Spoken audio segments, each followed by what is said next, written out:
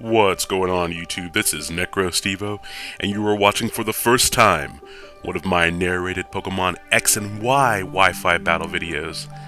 I hope you guys are doing very well. I've been doing so well that I have over 90 hours clocked in this game so far. But that's enough of that. Let's get to today's battle.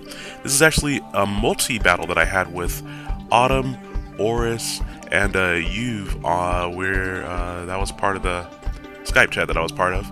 And we were actually just rotating out, seeing number one how multi-battle worked. I think the only EV trained Pokemon I had at this point was Dragalge. But it was just a fun match. I think Autumn was the only other person who had some EV trained Pokemon. But I figured I'd post it just because it was a pretty good, entertaining match.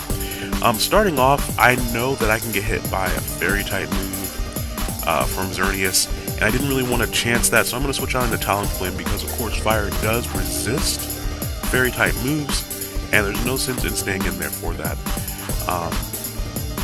While the Poison Fang does deal a decent chunk to Xerneas, it is not even enough to KO it, and Crobat's just going to get hit by a Psychic Attack, which is unfortunate, but that's okay, because now I can either hopefully finish off Xerneas with a Brave Bird, which has an awesome animation, may I add, or I could of course just hit Crobat really hard as well.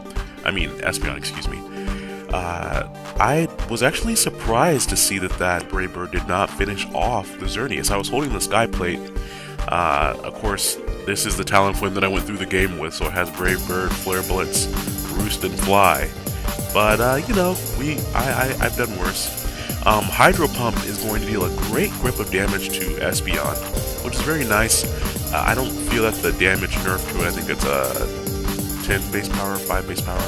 I don't feel like the damage nerf is that big of a deal.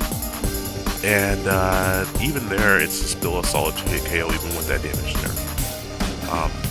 Xerneas is going to go down in exchange for my Talonflame, which is not a bad trade-off because of how bulky and powerful Xerneas is, and also if I had not finished it off that turn, he would have gotten basically the equivalent of a double Quiver Dance, which would have been very difficult to deal with. It's going to be fun running those in Ubers with Power Herb, because I don't really know how you would stop that outside of priority. But, and there's no priority poison attacks. So, I guess Bullet Punch, that's your best bet. But I'm going to go out into Venusaur now, knowing that my opponent has several Pokemon that Venusaur can basically wall. Without Ice Punch, Lucario does not have a very good answer for Venusaur, which is pretty entertaining in my opinion. He can be bred Blaze Kick from Blaziken, so that might be a thing you guys check out and consider doing instead. I'm actually going to make a derpy play here in a few turns. Orisphere number 1 looks amazing. That looks very cool. Going to finish off Lapras, unfortunately, and at the same time, now my Venusaur is going to be putting to sleep that Lapras that my opponent has, rather, that he has. And that means Lapras number 1 is not going to be able to hit me with an Ice Beam, which even if he did, I have thick fat, so I wouldn't have taken that much damage.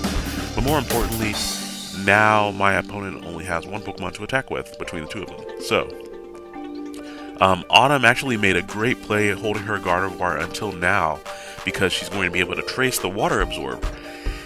This great play is going to be completely circumvented by the play that I make here on this turn, because she Mega Evolves her Gardevoir into Mega Gardevoir, which, of course, Mega Gardevoir has a monstrous special attack stat, and it gets, I think it just automatically gets Trace's ability. But, Psychic is going to be able to take out Mega Lucario quite easily, but I was a derp and I used Petal Blizzard, completely forgetting that it hits everything on the field, including my teammates, which is why it's great for those horde battles, not so much when you need your opponent's Pokemon to be knocked out by your partner's Mega Gardevoir. So Autumn, I'm very sorry I did that. I really should have just Sludge Bomb. I don't know why I forgot that it had that attack, but yeah, that was kind of unfortunate. But on the plus side, MegaVenusaur is bulky enough to live a Psychic from Gardevoir, and I'm able to knock it out with a Sludge Bomb because, of course, Gardevoir is now part Fairy.